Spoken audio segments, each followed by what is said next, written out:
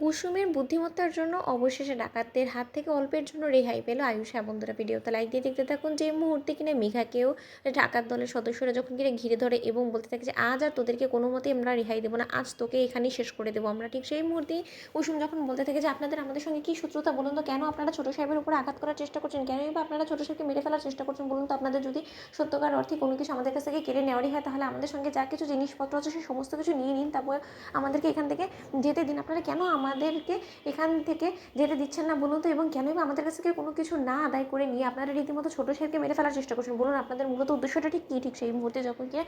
কুসুমকে তারা এক পর্যায়ে বেঁধে ফেলে এবং ডাকাত দলের সদস্যরা যখন কিনা বলতে থাকে যে তোর ব্যাপারে অনেক বেশি শুনেছি এবং তোকে তো আজকে কোনো মতে জ্যান্ত যেতে দেবো না, কারণ তুই নাকি ওই গাঙ্গুলি পরিবারের রক্ষা কবচ এবং তোকে তো আজকে সর্বপ্রথম মারতে হবে, কারণ তুই যতকাল বেঁচে থাকবি ততকাল তো কোনো মতে আমরা ওই গাঙ্গুলি পরিবারকে শেষ করতে পারবো না, তাই না? আমাদের মূলত টার্গেট এই গাঙ্গুলি পরিবারটাকে শেষ করে দেওয়া। ঠিক সেই মুহূর্তে মেঘা যখন কিনা বলতে থাকি যে হায় ভগবান, এই কথাগুলো ওদেরকেও কে বলতে বলেছিল, এই পাকা পাকা কথাগুলো বলে তো ওরা রীতিমতো কুসুমকে আরও বেশি সন্দেহ করতে বাধ্য করছে আমার উপরে। ঠিক সেই মুহূর্তে যখন কিনা কুসুম বলতে থাকে যে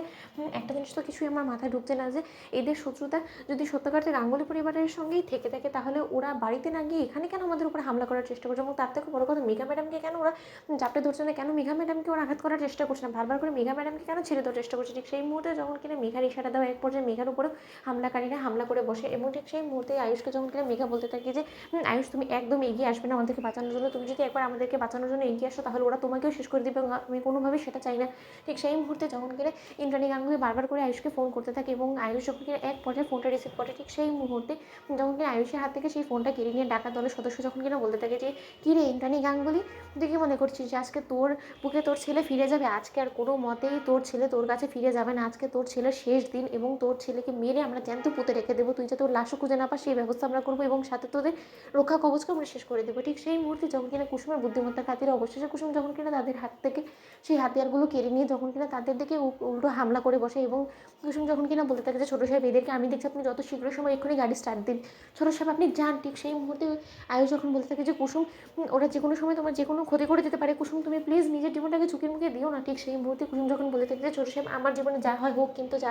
করে হোক না কেন এদের কাছে আমরা এত সহজ অসহায় আত্মসমর্পণ করবো না। ঠিক সেই মুহূর্তে মেঘা যখন বলতে থাকে যে ও মাই গড, এই মেয়েটা না আবার চালাকি খাটিয়ে আয়ুষকে বাঁচিয়ে ফেলে, আজকে এরকম সুবর্ণ সুযোগ আর কোনোদিনও আমাদের হাতে লাগবে না। ঠিক সেই মুহূর্তে আয়ুষ যখন বলতে থাকে যে মেঘা চলো গাড়িতে চলো, মেঘা গাড়িতে ওঠো। ঠিক সেই মুহূর্তে যখন কিনা মেঘা এবং আয়ুষ গাড়িতে উঠে বসে, এবং ঠিক সেই মুহূর্তেই কুসুম যখন কিনা ডাকাতদেরকে ভয় ভীতি দেখিয়ে অবশেষে যখন কিনা